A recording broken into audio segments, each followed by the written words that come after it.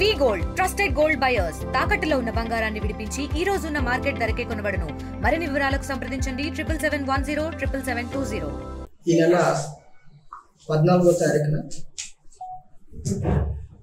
ఉదయం 11 గంటలకు కవిటి మండలం దోగన్పూడికి చెందిన ఎంపల జానకి అనే ఆవిడ తన భర్తతో కలిసి NH16 గుండా కొర్లాం నుండి పాలవలస మధ్యలో వెళ్తుండగా ఎవరో ఇద్దరు గుర్తు తెలియని వ్యక్తులు వెనక నుంచి వచ్చి శ్రీకాకుళంకు దారి ఏదని చెప్పి అడిగి ఆ చెప్పే టైంలో ఈవిడ మెడలో ఉన్న 4 తులాల గొలుసును లాక్కుని వెళ్ళిపోయినట్లు మనకు అదే రోజు రిపోర్ట్ ఇవ్వడం జరిగింది.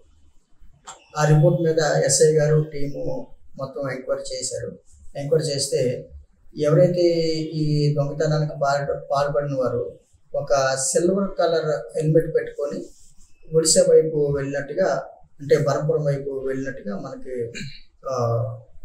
ఇన్ఫర్మేషన్ వచ్చింది. సో అప్పటి నుంచి సెర్చ్ చేస్తున్నాం, వాళ్ళ కోసం ఎంక్వైరీ చేస్తున్నాం. అదేవిధంగా టీమ్స్ కూడా మనం ఫామ్ చేసి ఈ కెమెరాలు ఇవన్నీ వెరిఫై చేయడం జరుగుతుంది అన్నమాట. అందులో భాగంగా ఈరోజు కొర్లాం జంక్షన్లోని ఎస్ఐ గారు వాళ్ళ టీము ఈ సీసీ కెమెరాలు వెరిఫై చేస్తూ ఇద్దరు వ్యక్తులు అనుమానాస్పదంగా వస్తున్నారని చెప్పేసి వాళ్ళ కోసం అక్కడ వెయిట్ చూస్తుండగా ఒక సిల్వర్ కలర్ హెల్మెట్తో ఇద్దరు వ్యక్తులు వస్తుండగా వాళ్ళు పట్టుకోవడం జరిగి, అంటే వాళ్ళని ఆపే ప్రయత్నం చేస్తుంటే వాళ్ళు పోలీసులు చూసి పారిపోవడానికి ప్రయత్నం చేస్తే వాళ్ళు పట్టుకోవడం జరిగింది. వాళ్ళిద్దరూ మురళీ శెట్టి అని ఈయన పాత్రపురం విలేజ్, అలాగే రంజాన్ సాహు ఈయన కూడా పాత్రపురం విలేజ్. వీళ్ళిద్దరూ పట్టుకోవడం జరిగింది ఇద్దరిని. వీళ్ళిద్దరి దగ్గర కూడా ఏ రోజు 14వ తారీఖున ఏదైతే మనకి దొంగతనం జరిగిందో అందులోని 4 తులాల చైన్ వాళ్ళ దగ్గర నుంచి రికవరీ చేయడం జరిగింది. ఇద్దరు వ్యక్తులు కూడా గతంలో కలిసి ఇలాగా చైన్ స్నాచింగ్స్ ఒడిశా లిమిట్స్లో చేశారు. వాళ్ళందరిలో 2 కేసులు ఉన్నాయి. అదేవిధంగా బరంపురం సదర్ పిఎస్లో కూడా ఒక కేసు ఉంది. ఒడిశా కేసులో వీళ్ళు అరెస్ట్ అయ్యి ఈ సంవత్సరం ఫిబ్రవరి 17 నుంచి జూలై 26 వరకు కూడా బరంపురం జైల్లో ఉండడం జరిగింది. జైలు నుంచి రిలీజ్ అయిన తర్వాత మన దగ్గర ఇది బార్బు పిఎస్ లిమిట్స్లో ఈ నేరం జరగడం జరిగింది. సో నేరం జరిగిన వెంటనే ఎస్ఐ గారు అండ్ టీము చాలా వేగంగా రెస్పాండ్ అయ్యి ఈ చైన్ స్నాచింగ్ పాల్పడిన వాళ్ళని పట్టుకోవడంలో చాలా ప్రతిభ కనపరిచారు. ఈ విషయం ఎస్పీ గారి దృష్టికి తీసుకెళ్తే ఎవరైతే ఈ టీంని దీన్ని పట్టుకోవడంలో ఇచ్చేసారో ఎస్పీ గారు అందరినీ అభినందించడం జరిగింది.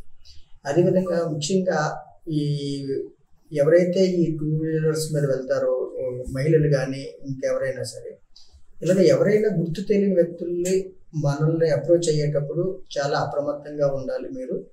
ఎందుకంటే ఈ ఇటీవల కాలంలో ఈ చైన్ స్నాచింగ్ అనేవి చాలా ఎక్కువగా జరుగుతున్నాయి.